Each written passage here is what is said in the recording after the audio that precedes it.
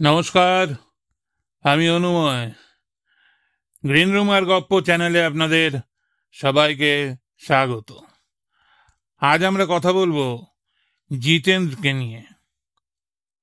জন্ম 7 এপ্রিল 1942। নাম রাখা হয়েছিল রবি কাপুর। বাবা অমরনাথ কাপুর আর্টিফিশিয়াল জুয়েলারি তৈরি করতেন। ফিল্মে আর্টিফিশিয়াল জুয়েলারি ব্যবহার হয়, আর সেই কারণেই রবি কাপুর ফিল্মের শুটিং সেটে যাতায়াত করতে থাকেন। তখন ভি শান্তারামের নবরঙে শুটিং চলছিল। শান্তারামের সাথে রবি কাপুরের খুব ভালো চেনা পরিচয় হয়ে যায়। ভি শান্তারাম তার ফিল্মের নায়িকা সন্ধ্যার ডাবল বা ডামি করে রবি কাপুরকে সিনেমাতে ব্যবহার করেন, আর এটাও কথা দেন যে রবি কাপুরকে খুব তাড়াতাড়ি নায়ক হিসেবে পর্দায় নিয়ে আসবেন। ভি শান্তারাম নিজের কথা রেখেছিলেন, আর 1964 সালে গীত গায়া পত্থরনে ফিল্মে রবি কাপুরকে অ্যাজ এ হিরো লঞ্চ করেন। আর এখানেই ভি শান্তারাম রবি কাপুরের নাম পাল্টে জিতেন্দ্র করেন।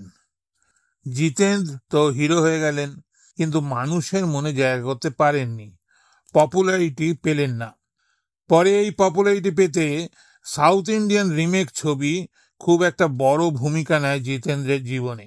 এই সময় প্রথম হিট ফিল্মটা ছিল 1967 সালে নির্দেশক রবি নাগায়াতের ফর্জ। 1971 সালে নাসিরুদ্দিনের কারওয়া জিতেন্দ্রের প্রথম একটা হিট ছবি ছিল, যেটা সাউথ ইন্ডিয়ান রিমেক ছিল না। এই ছবি থেকেই জিতেন্দ্রকে জাম্পিং জ্যাক বলা হতে লাগলো। জিতেন্দ্র তখনও ঠিকঠাক স্টার হতে আরম্ভ করেনি। এই সময় তার বন্ধু রাজেশ খান্নার স্টারডাম শুরু হয়ে গেছিল। রাজেশ খান্নার প্রতি মানুষের ভালোবাসা, পাগলামো জিতেন্দ্রের ওপর নেগেটিভ প্রভাব ফেলতে থাকে। কাজও কমতে থাকে। এরপর গুলজারের সাথে কাজ করে জিতেন্দ্র একটা আলাদা জায়গা তৈরি করতে শুরু করে, মানুষের মনে নিজের একটা স্থান তৈরি করে। গুলজারের ফিল্ম পরিচয় সাকসেসফুল হয়। 1976 সালে হিট মাল্টিস্টার্ড ফিল্ম নাগিনাতে জিতেন্দ্রের পাঠ খুব একটা বড় ছিল না, কিন্তু ফিল্মের সফলতা জিতেন্দ্রের লাভ হয়। 1977 সালে যে ওম প্রকাশের আপনাপন, মনমোহন দেশাইয়ের ধরমবীরের সফলতা জিতেন্দ্রকে আবার নিজের ট্র্যাকে ফিরিয়ে আনে, আর তারপর থেকে প্রচুর কাজ পেতে শুরু করেন।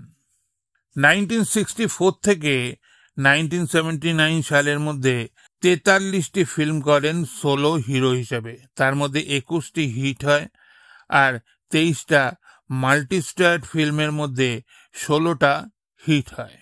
মোটের ওপর 1964 থেকে 1979 মধ্যে 37টা হিট আর 29টা ফ্লপ ছবি ছিল। 1980 থেকে জিতেন্দ্রের স্টারডাম শুরু হয়।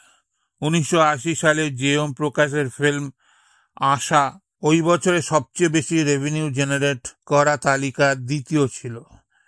1981 সালের মেরি আওয়াজ সুনো তালিকায় তৃতীয়। 1982 সালের ফরজ আর কানুন পঞ্চম স্থানে থেকে দিলীপ কুমার অমিতাভ বচ্চনের শক্তি সিনেমার বিজনেস মাটি করে দেয়। 1983 সালে হিম্মতওয়ালা জিতেন্দ্রের স্টারডাম একেবারে আকাশে তুলে দেয়। ওই বছর ব্যবসায়িকভাবে প্রথম 10টি ছবির মধ্যে হিম্মতওয়ালা, মাওয়ালি, জাস্টিস চৌধুরী আর জানি দোস্ত, এই ছবিগুলোর মধ্যে 3টি ছবি ছিল যাতে জিতেন্দ্র অ্যাজ এ হিরো ছিলেন।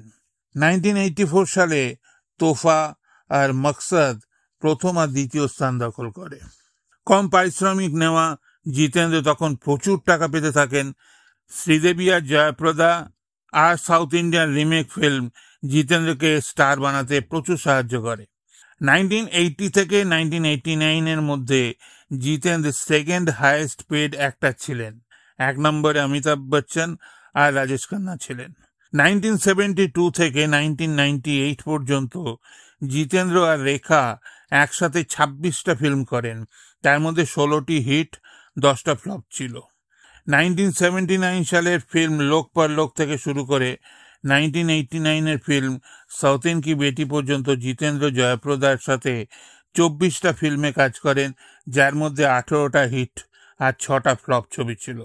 1983 সালে ফিল্ম হিম্মতওয়ালা থেকে শুরু করে 1988 সালের ফিল্ম সোনে পে সুহাগা পর্যন্ত জিতেন্দ্র শ্রীদেবীর সাথে 16টা ফিল্ম করেন, যার মধ্যে 13টা হিট আর 3টে ফ্লপ ছবি ছিল। এই ছবিগুলোর মধ্যে এমন অনেক ফিল্ম ছিল যাতে শ্রীদেবী আর জয়প্রদা দুজনেই কাজ করেছিলেন।